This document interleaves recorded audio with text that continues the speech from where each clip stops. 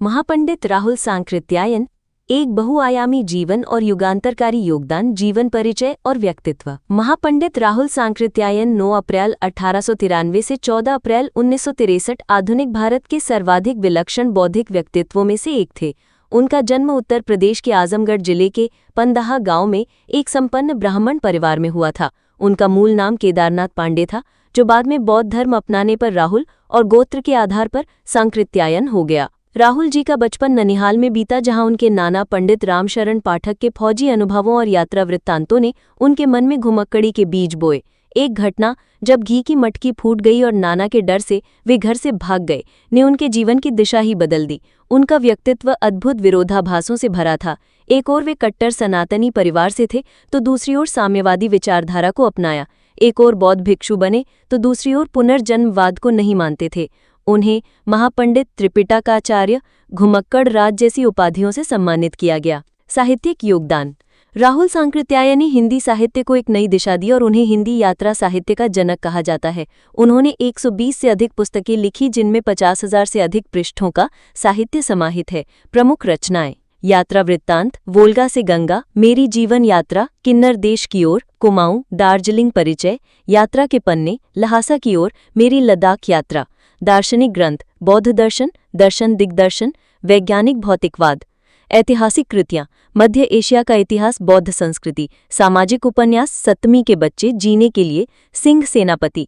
आत्मकथा, मेरी जीवन यात्रा, 4 भागों में। राहुल जी ने यात्रा साहित्य को एक नया आयाम दिया। उनके यात्रा वृत्तांतों में केवल भौगोलिक विवरण नहीं होते थे, बल्कि उस क्षेत्र के इतिहास, संस्कृति, आर्थिक स्थिति और सामाजिक संरचना का गहन विश्लेषण होता था। उनकी पुस्तक घुमक्कड़ शास्त्र में उन्होंने यात्रा को मानव मुक्ति का साधन बताया। त्रिपिटक का अध्ययन एवं बौद्ध धर्म में योगदान। राहुल सांकृत्यायन ने बौद्ध धर्म के मूल ग्रंथ त्रिपिटक का गहन अध्ययन किया। उन्होंने पाली भाषा सीखी और मध्यम निकाय जैसे महत्वपूर्ण बौद्ध ग्रंथों का अध्ययन किया, जिसमें बौद्ध प्रवचनों का वर्णन है। 1927 में वे श्रीलंका गए, जहां उन्होंने 19 महीने तक बौद्ध धर्म का अध्ययन किया और त्रिपिटक पर महारत हासिल की। 1930 में श्रीलंका में ही उन्होंने बौद्ध धर्म स्वीकार किया और रामोदर साधु से राहुल बने। राहुल जी ने बौद्ध दर्शन पर कई मौलिक ग्रंथ लिखे, जिनमें बौद्ध दर्शन विशेष रूप से उल्लेखनीय है। इस पुस्तक में उन्होंने बौद्ध धर्म के मूल सिद्धांतों, 4 आर्य सत्य, अष्टांगिक मार्ग, करुणा और अहिंसा के दर्शन को विस्तार से समझाया। तिब्बत की यात्राएं और बौद्ध ग्रंथों का भारत में आगमन। राहुल सांकृत्यायन ने तिब्बत की 4 ऐतिहासिक यात्राएं की, 1926, 1933 से 34, 1936 और 1938, जिनका उद्देश्य भारत के खोए हुए बौद्ध ग्रंथों को वापस लाना था। प्रमुख यात्राएं और उपलब्धियां। 1926 की पहली यात्रा। अधिकतर पैदल, केवल एक कुत्ता साथी था। नेपाली वेशभूषा धारण करनी पड़ी, क्योंकि तिब्बती अंग्रेजी साम्राज्य के विस्तार के कारण भारतीयों से सतर्क थे। 1933 से 34 की दूसरी यात्रा। इस यात्रा में उनकी मुलाकात तिब्बती दार्शनिक गेदोन छोपेल से हुई, जो उनके घनिष्ठ मित्र बने और भारत भी आए। 1936 की तीसरी यात्रा, सबसे महत्वपूर्ण यात्रा, जिसमें उन्होंने 15,000 फीट की ऊंचाई पर न्यालंग से शिगात्से तक यात्रा की और संस्कृत में ताड़ के पत्थों पर लिखी अमूल्य पांडुलिपियां खोजी।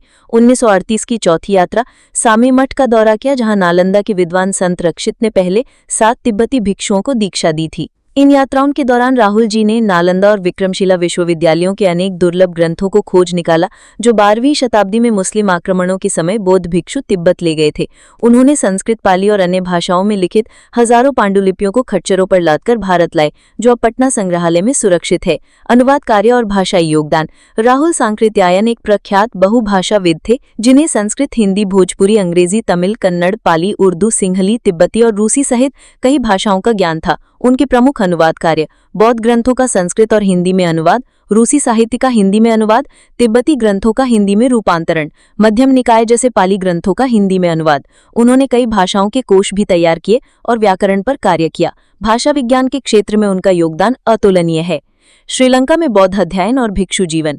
1927 में राहुल जी पहली बार श्रीलंका गए, जहां उन्होंने 19 महीने तक बौद्ध धर्म का गहन अध्ययन किया। इस दौरान उन्होंने पाली भाषा सीखी और त्रिपिटक ग्रंथों पर महारत हासिल की।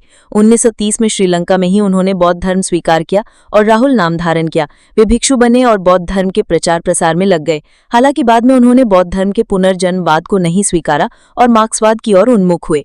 पुरातात्विक खोजें और बौद्ध तीर्थ यात्राएं।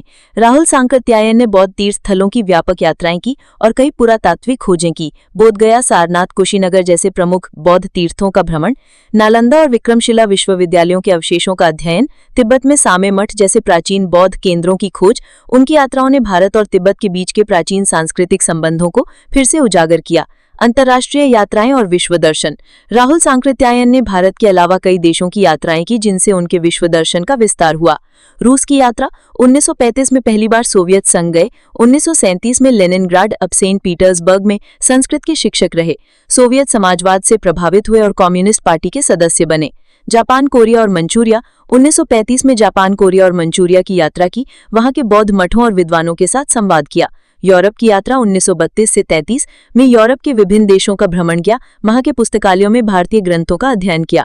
ईरान की यात्रा। 1936 में ईरान गए, वहां के प्राचीन सभ्यता के अवशेषों का अध्ययन किया। मेरी जीवन यात्रा और दार्शनिक विकास। राहुल सांकृत्यायन की आत्मकथा मेरी जीवन यात्रा 4 भागों में उनके संपूर्ण जीवन दर्शन को प्रस्तुत करती है। इसमें उनके धार्मिक और दार्शनिक विकास का विस्तृत वर्णन है। सनातन धर्म से आर्य समाज। प्रारंभ में सनातन धर्म से जुड़े, फिर आर्य समाज की ओर उन्मुख हुए।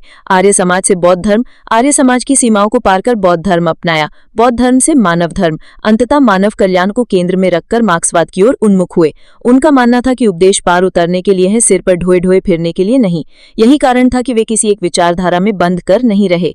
सम्मान और विरासत। राहुल सांकृत्यायन को उनके अतुलनीय योगदान के लिए कई सम्मान मिले। 1958 साहित्य अकादमी पुरस्कार, 1963 पद्म भूषण मरणोपरांत, महापंडित और त्रिपिटकाचार्य की उपाधि। 14 अप्रैल 1963 को दार्जिलिंग में उनका निधन हो गया। आज भी उनकी विद्वता, घुमक्कड़ी और बहुमुखी प्रतिभा के कारण वे महापंडित कहलाते हैं। वीडियो अच्छा लगा तो सब्सक्राइब कीजिए, शेयर कीजिए, ज्यादा से ज्यादा लोगों तक पहुंचा दीजिए।